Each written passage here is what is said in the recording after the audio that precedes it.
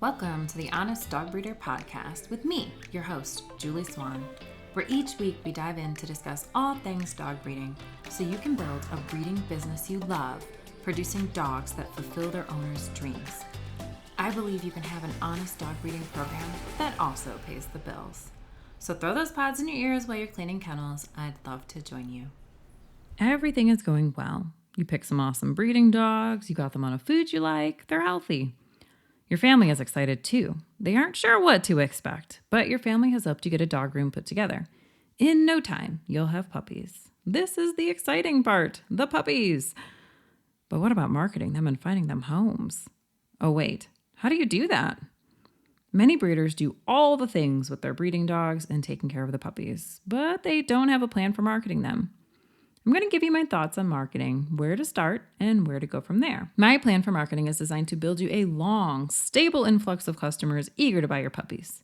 It is not the most ideal if you want to unload puppies quickly, and it is more work than you probably want to put in if you have a noops litter and aren't really breeding, but just have puppies to sell. If you're in one of those situations where you have a noops litter, there are lots of rescues and online communities for rehoming dogs that weren't intended. These avenues aren't ideal for honest breeders, as intentionally bred dogs aren't usually allowed on most of these sites and groups. Go figure. Where does marketing start? Before you dive into any advertisements, you first need to know your ideal puppy buyer. It is the first step, the most critical step, and the most common step that breeders miss. What is an ideal puppy buyer? Good question. While I have an entire masterclass inside the Dog Breeder Society that discusses finding your ideal puppy buyer, in quick summary, the ideal puppy buyer is the type of person you would like to sell your puppies to. Most people discuss demographics. And while it's important to a degree, what's more important is their lifestyle. Take avid hikers and people who work from their desk all day at home. Those are two very different lifestyles. The type of dog who will be a great hiking companion may not be the best dog to sleep at your feet by the desk all day. Just the same, the dog sleeping under your desk may have no interest in hiking and may even struggle to keep up. This is why the lifestyle is so important. When the dogs integrate into the lifestyle that the buyer wants to have with the dog, then the match is easy. There is less work in managing a puppy, and both the buyer and the puppy are happy. When there is a mismatch, then the owner and the dog have many more struggles, and the relationship isn't as great as it could be. Think how disappointed the hiker would be with a dog that couldn't hike, and how frustrated the owner working from home would be when they have to get up 15 times a day to let the dog in and out as they're trying to get work done. The match matters. Understanding and marketing your dogs comes down to knowing your ideal puppy buyer and the lifestyle they have, how it works with your dogs, and then selling that lifestyle. A key thing to remember, we don't sell dogs, we sell the lifestyle they provide. Branding. Once you know who your ideal puppy buyer is, the next step is to build a brand around that ideal puppy buyer. Branding, which is the colors, fonts, logo, and overall feel of your business, is the way we convey what our dogs provide. There is a lot of psychology in branding. Choosing a blood red color will give an entirely different feel than choosing a light sky blue. Branding starts with the emotions your buyers want to feel with the puppy. It's the reason they're buying a puppy, to feel those emotions. If you build your brand for those emotions, then you'll start to attract the right people. Remember, the emotions and the lifestyle that will evoke those emotions will be different for each breed and also further within the breed. If you don't think branding works, then think about stories or restaurants you go to. Notice how similar people will be in those places. The people shopping at Boot Barn buying cowboy jeans are very different than the people shopping at Banana Republic. If you go into Banana Republic in your dirty jeans and cowboy boots smelling like a horse, you're probably going to get some awkward glances. Just the same, if you're all dressed up in business casual dress and heels, you're probably going to get a few confused looks as you try on boots at Boot Barn. Does it mean you can't shop at both stores? No, not at all. But you'll probably dress more according to that store if you go there, just to make the process less awkward and easier. It's just like going to a nice restaurant. Remember when you had to go to a really nice restaurant when you were a kid and your mom made you dress up? Jeans weren't allowed and you couldn't wear your gym shoes. It's the branding of those businesses that begs you to be a certain way as you interact with them. More so, though, they are designed to make you feel like you are higher end or classy if you are going to the nice restaurant or Banana Republic. Whereas Boot Barn is all about making sure you have the right clothes for the job. No one wants ripped jeans while you're moving cows. It will be really hard to sell your dogs to people who shop at Boot Barn if your branding feels like Banana Republic. You have to build your brand for your ideal puppy buyer and the lifestyle they seek with their dogs. Branding can be exhausting and very thick, which is why I built a masterclass on branding. Once you know your ideal puppy buyer, it's a lot easier to build your brand around them. A lot of people try and build their website before they have their brand built out, and it really just makes it a lot harder and more work to change later. The worst is when a website is built without a brand and it doesn't speak to anyone. All that work just to have it fall flat. Take the time to build a brand, then build your website around it. You can always adapt it a little bit later, but taking the time to build a brand will pay off in professionalism and consistency for your program. Once you have your brand in place, you can build your website.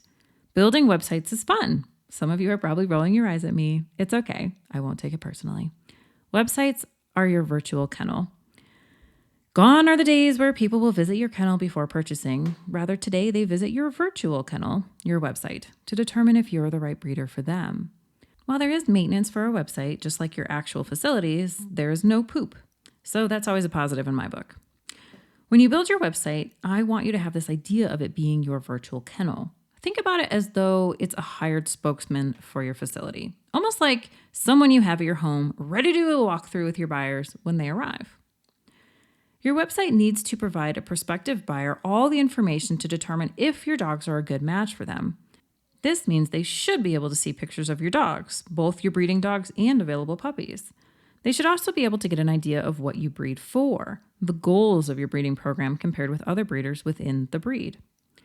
They'll also want to know how the process works. Remember, with the adopt don't shop movement, there are a lot of people who have never bought from a breeder before. They often don't know how the process works. Tell them how it works. Make everything simple. The goal is simplicity. I have a free checklist for the 5 pages every breeder website needs. You're welcome to get it for free at honestdogbreeder.com/website, or you can get it at the show notes for this episode. To find the show notes for any episode, just type in honestdogbreeder.com/ and the number of the episode. For this episode, it's honestdogbreeder.com/85, just the number 85. The goal of the website is to be the net that catches buyers in tandem with your email list. But we'll get to that in a second. All social media, advertisements, and anywhere else you list your dogs and program, it should all send buyers to your website. It should catch all initial inquiry. Once they're here, they can read through the website and see if you're a good fit. Not only is your website the receiver of all your advertisements, but it is a sorting mechanism that will attract or repel people to your program. If they aren't a good fit, then the website should make that clear. They'll move on and you'll never have to deal with them. This is how the work that you put into the website will eventually save you time and make you more money. A well-organized and designed website with the right information on it will direct people, just like a hired employee at your gate welcoming people in. While they are on your website, you want to capture the lead. The best and least invasive way to do this is through using an email list. The email newsletter is a way to capture a buyer when they're on your site. Not all buyers are ready to buy when they first land on your site. By putting themselves on an email list, you can nurture them with news from your breeding program, and they can take action when they're ready. I recommend using ConvertKit for this service. We have a masterclass inside the Dog Breeder Society that'll help you get started with ConvertKit and use it for your breeding program. The great news is that ConvertKit has a free plan that's adequate for most breeders. It makes it easy to get started and get traction. Imagine that you build your website. 1,000 people go to it over 5 months. Not bad, like 200 people per month. Imagine that you were able to collect a mere 10% of their email addresses. That would be 100 email addresses. Now, when you have your first litter, you'll have 100 people to tell about it. What's better? They gave you their email address, which means they were interested at a point in time in learning more and getting notified. It makes them warm leads. Even if that email list of 100 people only leads to 3 sales, that's 3 sales you barely had to work for. And I promise, it only gets better. At this point, you've figured out your ideal puppy buyer, your brand, you've built a website, and have an email list integrated to collect warm leads. So what's next? Sending people to your website and collecting email addresses is the next step and an ongoing marketing step along the way. Naturally, social media is one of the best ways to do this. The organic traffic from social media is wonderful and helpful. Social media is all about meeting people where they are. It's sort of like the virtual equivalent of having a stand at a farmer's market. You are there. You share a little of your product offering, but the goal is often to build awareness that you exist and to get people to go to your website or jump on your email list so they can continue to get things from you later, well past the farm stand. Social media allows you to go where they are and make them aware of your product. In our case, our puppies. Social media is one of the biggest time sucks in dog breeding. The better your website, the less you need social media, yet you generally need a presence in social media regardless. I recommend you make a plan for social media. Our team created the Breeder Copy Hub, complete with social media templates to help you do your social media each month, new ones every month, saving you time and getting you results. Another thing about social media, it should start to sort people. You want to repel some people on your social media. If they aren't a good fit for buying one of your puppies, then having them there can hurt you in the algorithm. Don't be afraid to have a small, very engaged following. Those are the money makers. Well, what about brokerage services? There are lots of brokerage services and websites. Everything from other people selling your dogs on your behalf. I do not recommend this. You have very little control of where your dogs are going. And it extends to websites like Good Dog or AKC Marketplace who aim to align you with interested buyers. I think these brokerage websites are a great place to advertise, but they should never be the only place to advertise. Don't rely on any third-party service to sell your dogs. Have a website and use these sites to build traffic to your website. Back in the day, I used gundogbreeders.com to list my dogs. I had a lot more traffic per month than I was getting on my website. Through filtering, mostly by location, people began to find my breeding program. Many contacted me through Gundog Breeders, while others contacted me through my website following the link from the listing on Gundog Breeders. It brought a good amount of traffic to my site, and eventually more and more people were finding me directly through Google searches. In summary, leverage these sites, but don't rely on them for consistent sales. Build your website and email list, then rely on those. They're much more consistent and can never randomly kick you off to be politically correct. Where else can you advertise? There are a few other options to advertise when you first get started. Local feed stores are great. They usually have boards where you can post animals.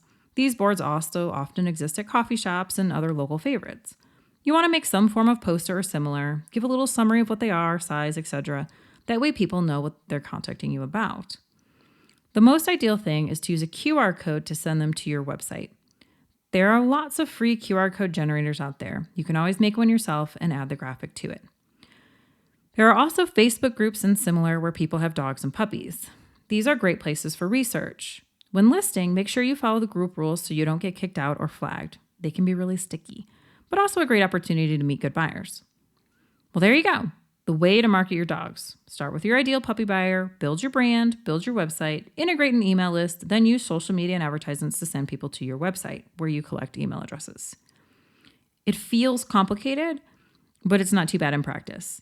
Have patience with yourself. These things take time. If you'd like to learn more about the Dog Breeder Society, Breeder Copy Hub, and our services in general, please check them out at honestdogbreeder.com. Thank you for joining me for another episode of the Honest Dog Breeder Podcast with me, your host, Julie Swan. I know you're busy, but I greatly appreciate you taking the time out of your day to spend with me. Thanks again, and I'll see you in the next episode.